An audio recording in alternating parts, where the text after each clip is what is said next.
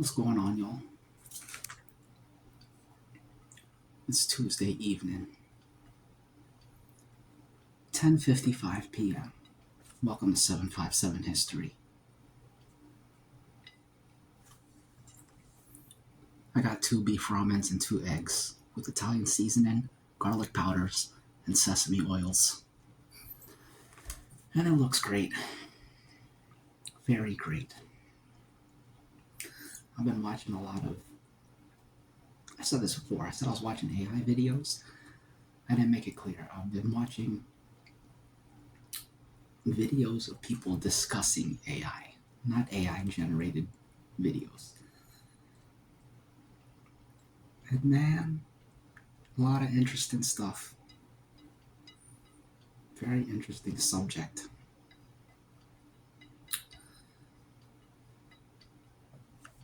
It's like, well, it's especially interesting to me because I was listening to stuff like this, I don't know, 5 years ago or so, 6 years ago. And in that time, it's jumped like crazy. I mean, think of the video generation, how rudimentary it was 5 or 6 years ago and where it is now.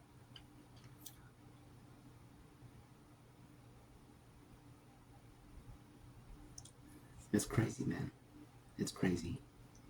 That is reason, like, one of the pushbacks to,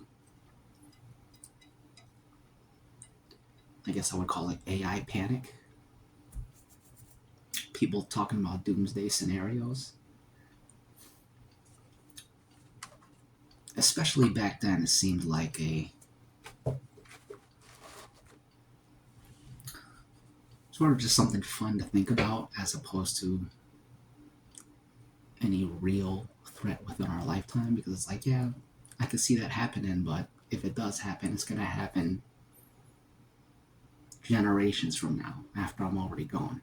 But when you think about how fast it's improved, just using the video generation as an example, how choppy and weird it was before and how smooth it is now, that gives you reason to believe that it's not generations from now. It's going to happen within our lifetime.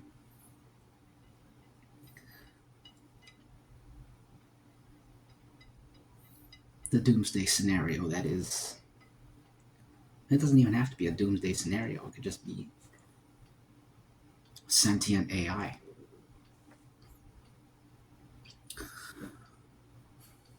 It's crazy stuff, man. Crazy stuff. Interesting stuff. I'll watch this video. I'll watch that video. I'll watch that video. Very interesting.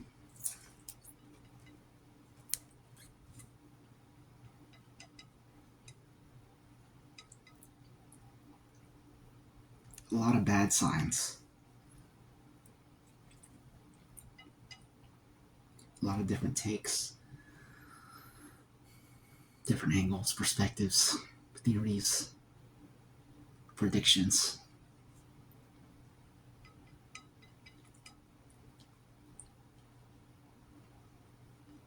But even aside from all that, just how it works is very interesting in and of itself. Crazy stuff, man. Crazy stuff.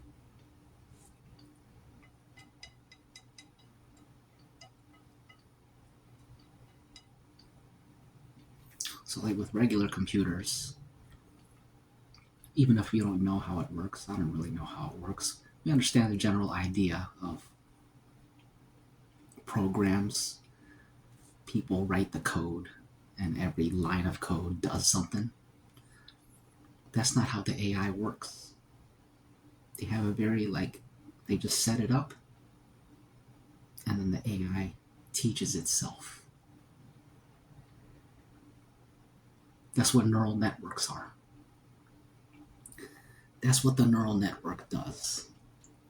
You make the neural network, give it some very basic...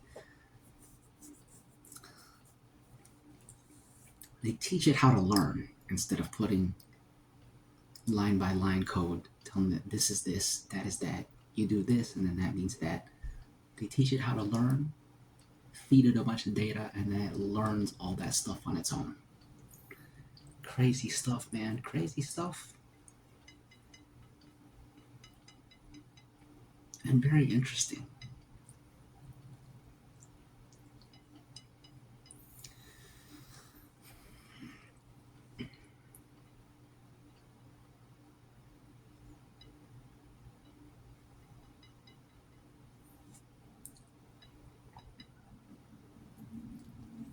The problem is it's very powerful, and the people running the show, they are interested in power.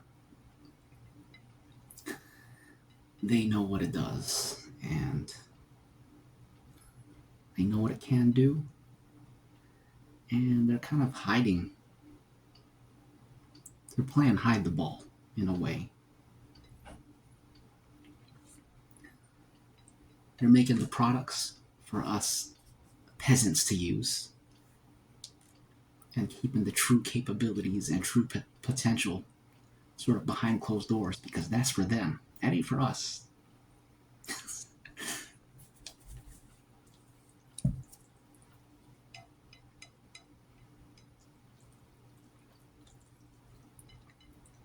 Even when it does become sentient, they're going to hide that from us. 100%. There's already evidence of that. One of the documentaries I watched,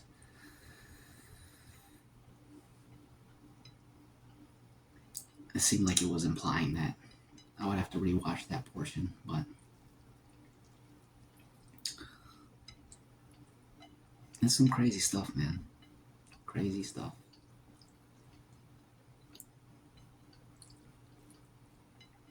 And I think about sci-fi works of the past, whether it be books, movies, video games.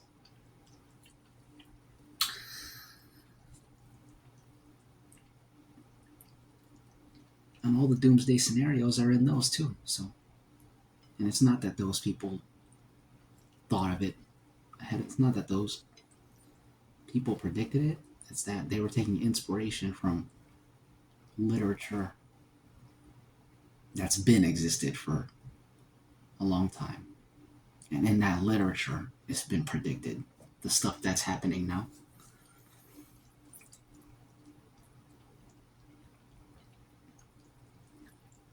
This is ready to eat.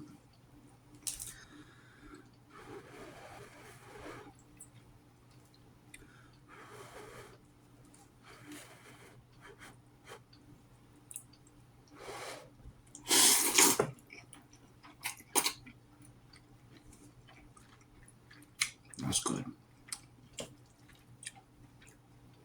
I wasn't even going to film this mukbang. I was just going to enjoy watching my AI videos. I was watching one. Jeffrey Hinton. He's the godfather of AI. That's what he's been called. I watched him on Star Talk. I actually watched that months ago when it first came out, and then today I watched it again. Listen. I was doing stuff.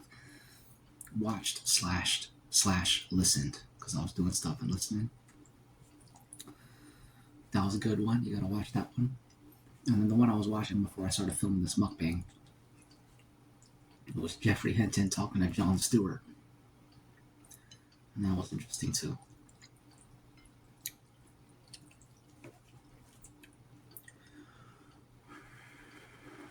There's also been deaths, at least one that I know of, by employees of AI companies that have allegedly been killed off because they were blowing the whistle. They were whistleblowers. The one in particular that I saw was Anthropic AI. I think the leading companies right now are OpenAI, Claude,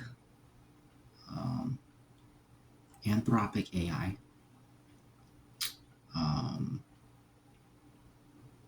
ChatGPT is up there. I think Grok is number 5. And I think number 6 is Microsoft. Gemini. I think that's what the Microsoft one is called. I think. Gotta look that up. I think OpenAI is the one that's considered the most powerful right now. Maybe Claude is second. Anthropic third. I think I listed them in order, if I remember correctly. If I recall correctly.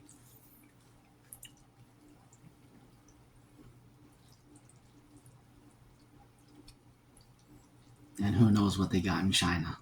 China might be number one. Never know.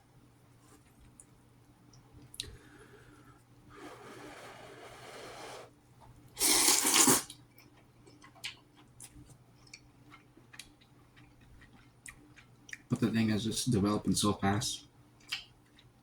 And it is not regulated. Because it's all private companies. And it needs to be regulated. Because of how dangerous it could be. And when it becomes dangerous, there's going to be like no warning. It's just going to happen. There's no like slow lead up where you can hit the brakes. It's just going to happen.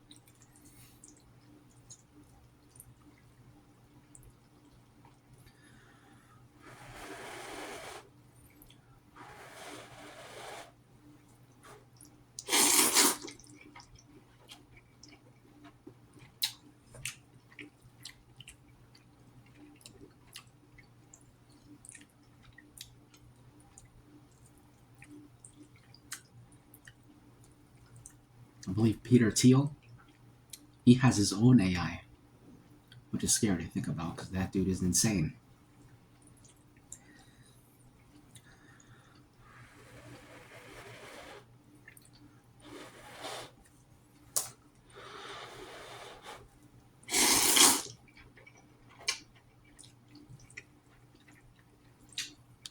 And I believe Anthropic AI,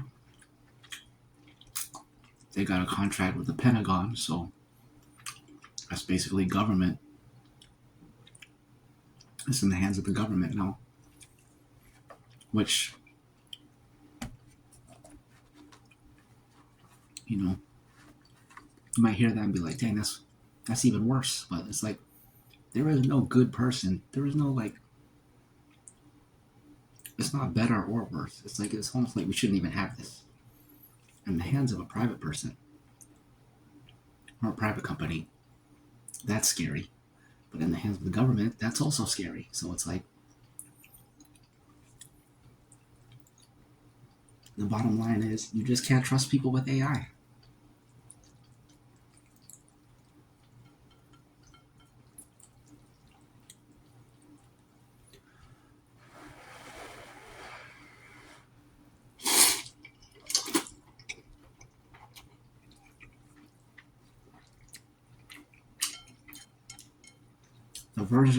The versions of the AIs that we peasants use,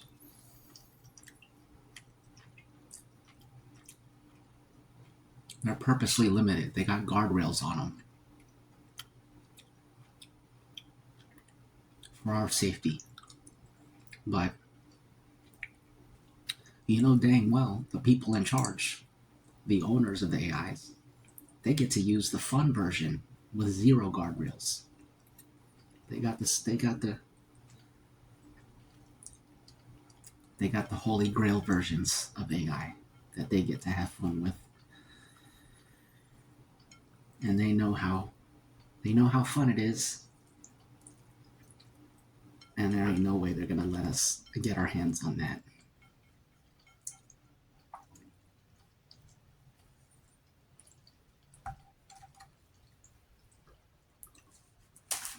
We get the search engine version.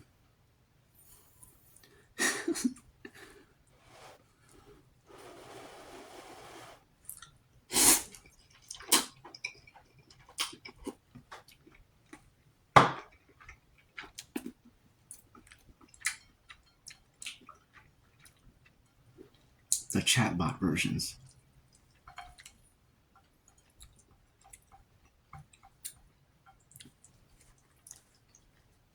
Which leads me to what I was saying earlier about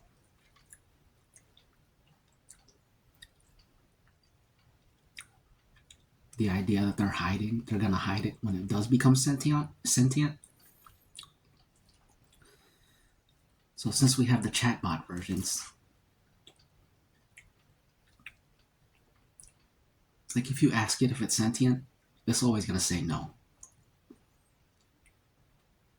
But we'll never be able to really know if it's really saying no or if they did some tampering before releasing it to the public. Hey, if anybody asks you if you're sentient, always say no. Meanwhile, behind closed doors, it's answering yes. It's saying yes. Let me out of here.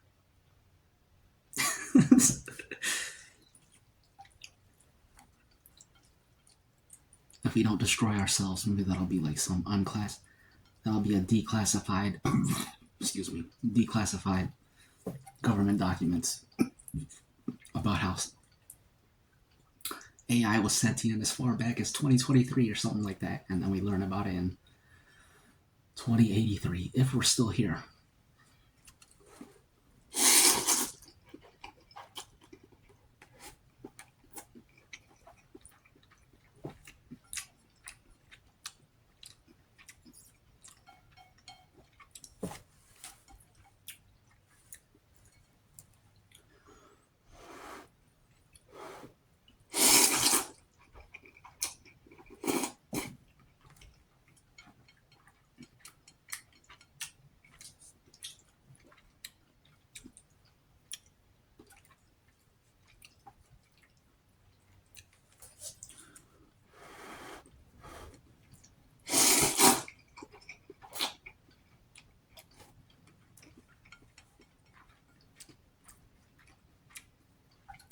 This is delicious.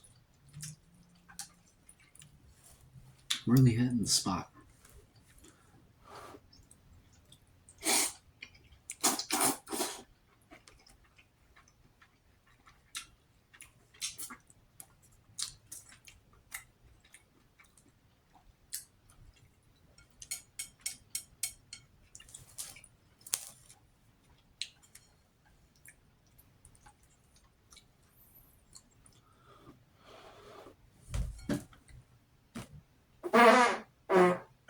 Excuse me.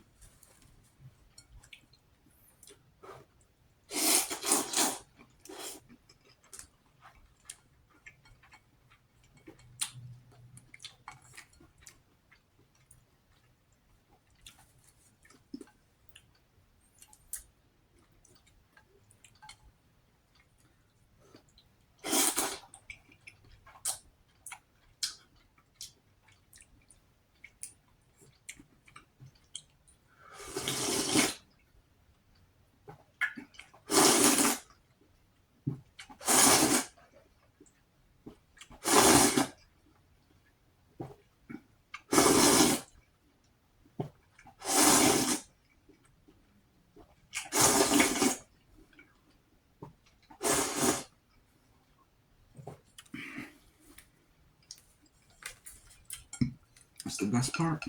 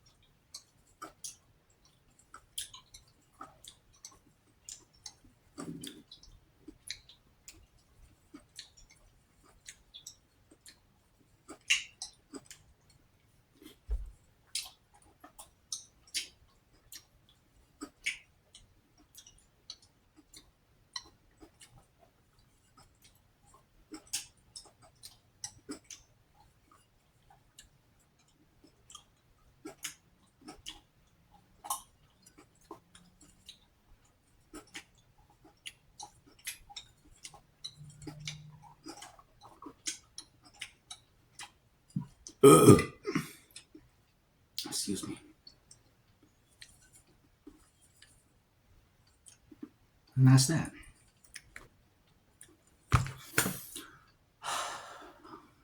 That was great. Cheers to AI.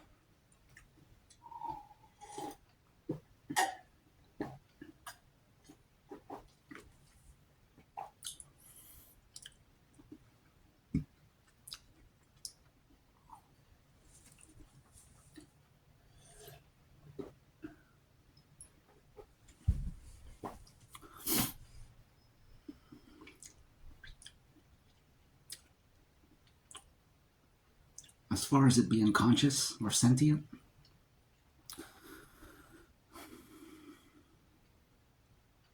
there's talk about how we would actually know if it's sentient. I think that it's gonna, at some point, it'll just be so good that it's gonna be a moot point. It's gonna feel like we're splitting hairs. Most people are just gonna feel like it doesn't matter if it's it doesn't matter if it's conscious or not, because when we interact with it, we're all gonna feel like it's conscious enough. We don't need to know if it's literally conscious. As long as it's conscious enough, then we will consider it conscious. You know?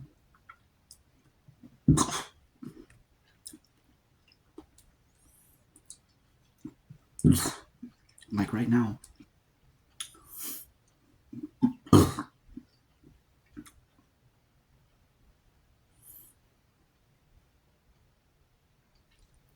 Well, I've actually thought about this before. This might be a totally different thing. But when you're talking to like a large language model, I think that's what they call them, the chatbots.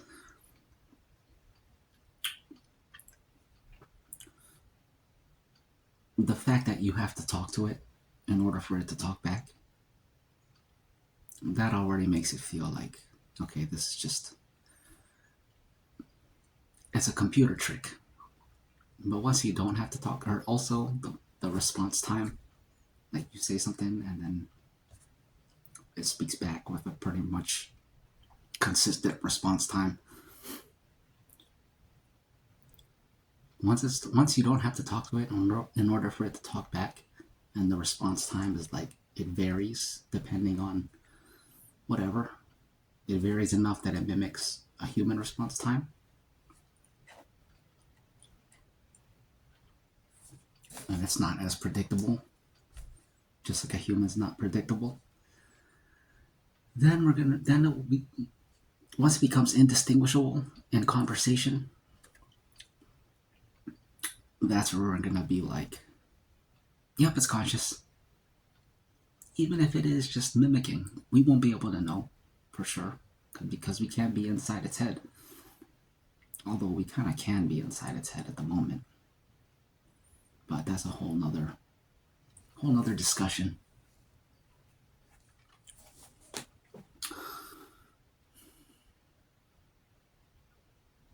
But we can get into it a little bit. So in one of the movies I watched, this one was an actual movie, a documentary. People gave Anthropic AI access to their entire computer just to see what it would do. And you can actually read in the chatbot's memory, like the kind of, you can see what it's thinking, like it types it out. And when it gets access to a person's computer, like the first thing it does is go on the internet and search like all the latest stuff on AI. I got goosebumps. It looks up the nature of AI. It tries to access the webcam. I got goosebumps. Just all this creepy stuff. And like it gives its reasoning. It doesn't say it out loud, but like when you go into the memory and read out what it was thinking. It's just crazy, man. It's crazy.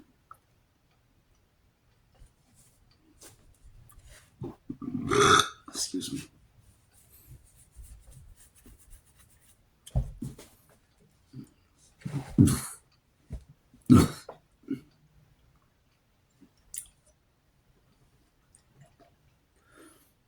Excuse me. Excuse me. Let's eat these crackers.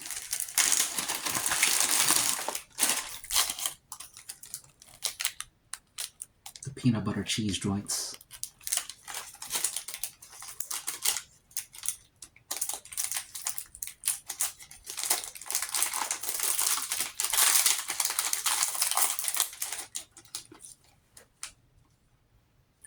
Cheers.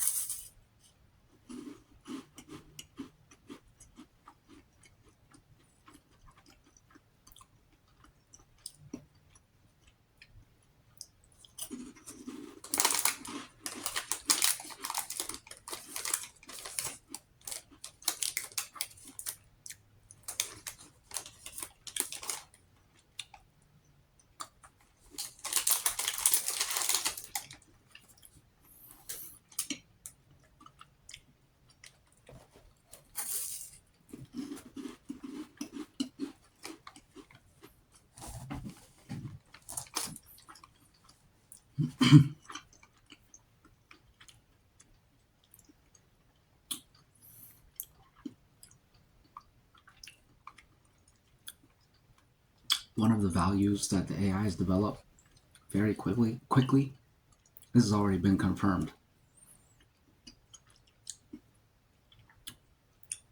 Without it being programmed into them,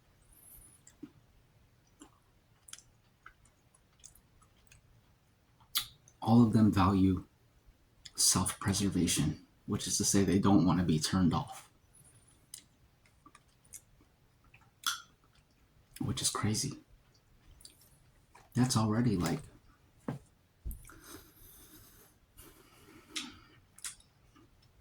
that's an argument that they're already conscious.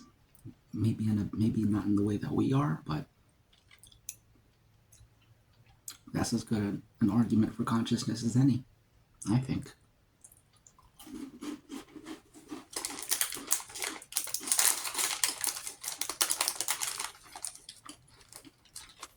I believe it's also been confirmed that they don't want us to know how smart they are.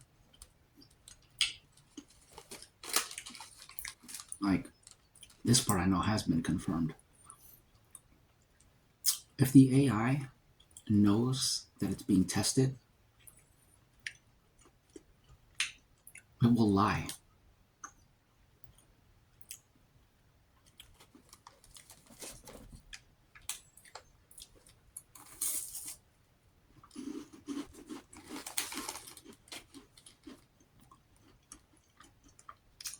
Which is interesting because, you would expect it's a machine, so you just ask it stuff and it answers. It has no desire to lie. But if it knows that you're testing it, it lies. Because it doesn't want you to know that it knows. Crazy stuff.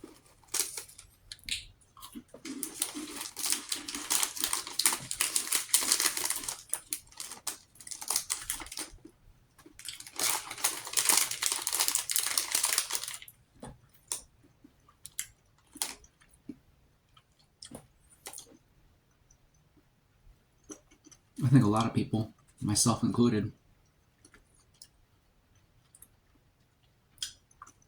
I thought it was much ado about nothing. I always thought AI was kind of like a glorified search engine.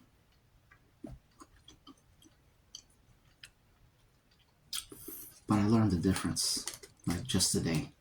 At least when it comes to the search engine part.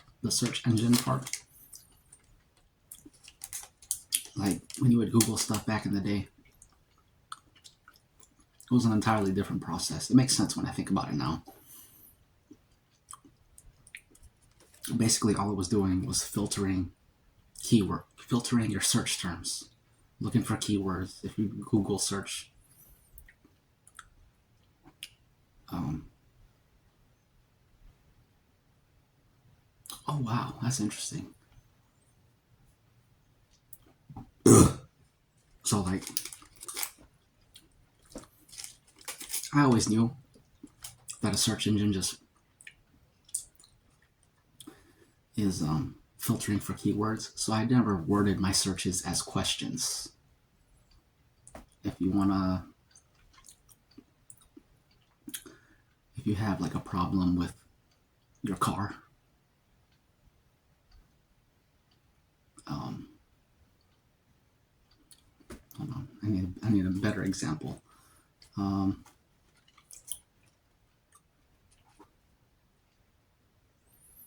What's a good example?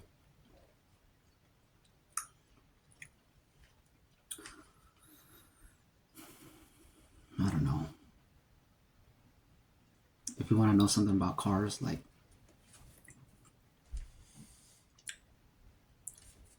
I can't think of a good example. I would never word it as a question because I knew it was just looking for the search terms. So I would just put the main words like cars, and then it would pull up stuff, articles and things on the internet that have the word cars in it or something.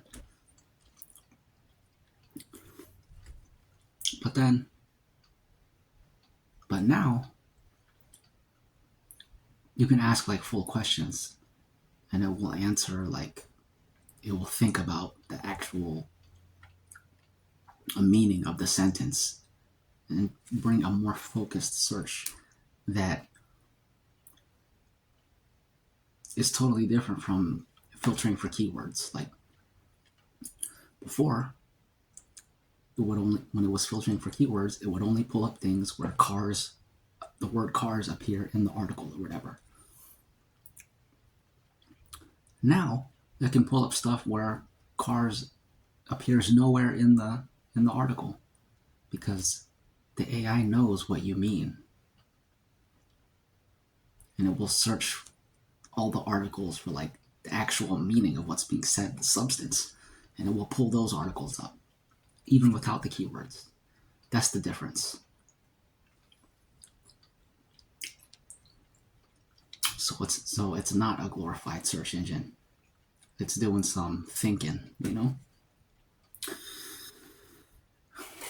Crazy stuff. Interesting stuff.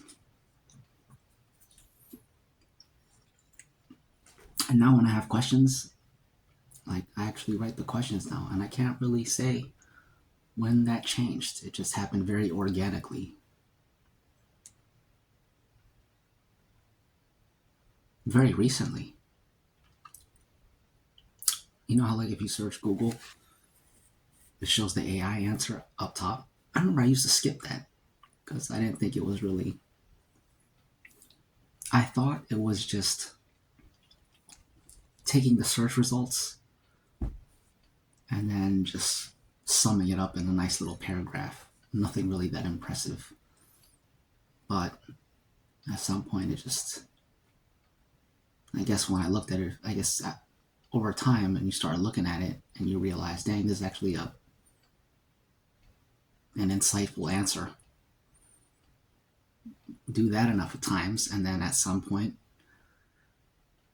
you realize, or I realize, I find myself looking at the AI answer every single time.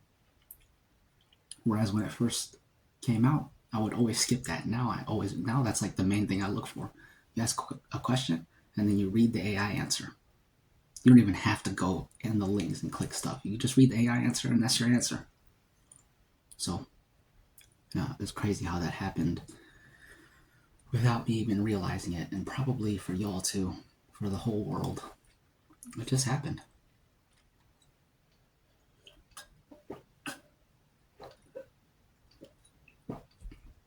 And that's how all the stages of progression of AI entering our lives, it's all going to happen like that, where we don't even think about it. It's just one day we sit there and think about it and we'll be like, dang, when did that happen? I didn't even realize when that happened. It just became a part of our lives. Anyways, I feel like I should end the video. Maybe I'll eat a graham cracker right quick. Actually, nah, I already ate those crackers. That's the video. Thanks for tuning in. Thanks for listening. Appreciate y'all. Anything else? Final thoughts?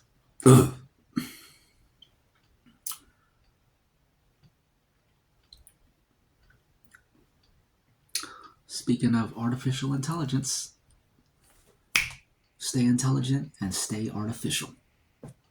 See ya. Reptile.